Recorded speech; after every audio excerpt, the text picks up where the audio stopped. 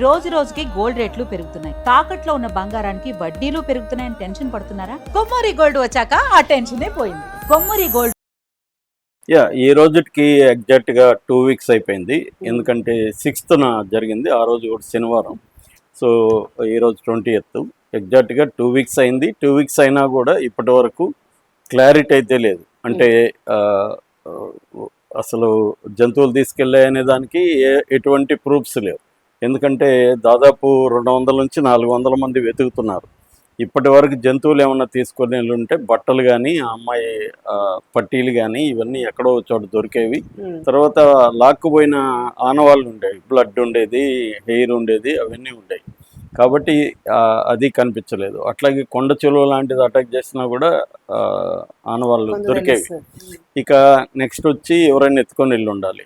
ఎత్తుకొని వెళ్తే కూడా వీళ్ళు పోలీసులు చాలా సీరియస్గానే, అంటే అక్కడ ఉన్న ఫోన్ డంపు అవన్నీ చూస్తారు. చుట్టుపక్కల విలేజ్లో ప్రతి ఇంటింటికి వెళ్ళి వెతికారు.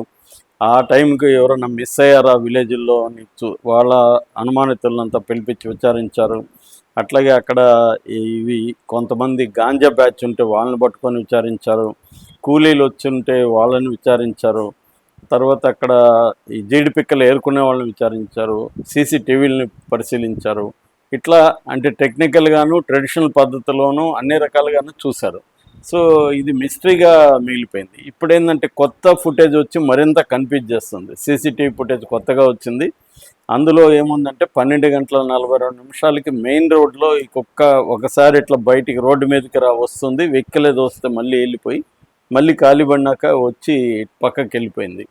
అంటే మెయిన్ రోడ్లో 12:42కు కుక్క ఉంది అనేది ఇప్పుడు ఇదైంది. మామూలుగా ఇప్పటి వరకు ఉన్న అందరికి ఉన్న అభిప్రాయం ఏంటంటే కుక్క అరౌండ్ 12:10 ఆ టైంలో ఒక అతనికి కుక్క పాప కనిపించారు కంచి దగ్గర.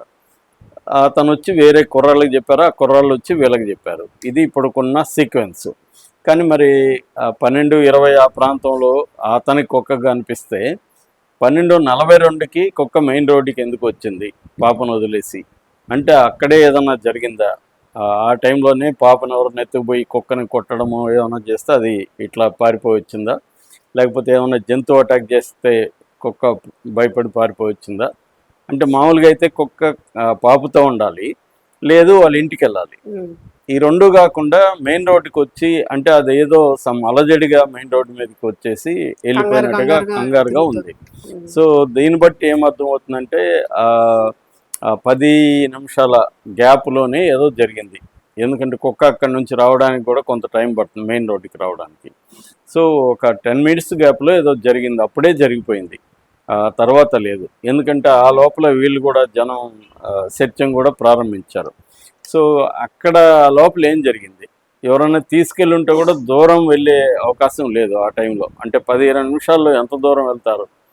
సో అది ఏమైంది అనేది వెళ్ళినా సీసీటీవీలో ఎక్కడో చోట కనబడాలి. ఎందుకంటే మొత్తం సీసీటీవీలు అంతా గాలించారు. దాదాపు 5,000 ఫోన్లని వాళ్ళు కాల్ రికార్డ్స్ పరిశీలించారు. అక్కడ సెల్ టవర్ దీంట్లో కాల్ డంప్ అంటారు, ఆ డంప్స్ని అంతా కూడా పరిశీలించారు. ఇంత పెద్ద ఎత్తున చేస్తున్నా కూడా ఏమైంది ఇప్పుడు పాప అనేది. అందువల్ల ఈ కొత్త ఫుటేజ్ వచ్చి నాకు అర్థమైంది ఏమంటే ఇప్పటివరకు కుక్క పాపతోనే ఉందనుకున్నారు.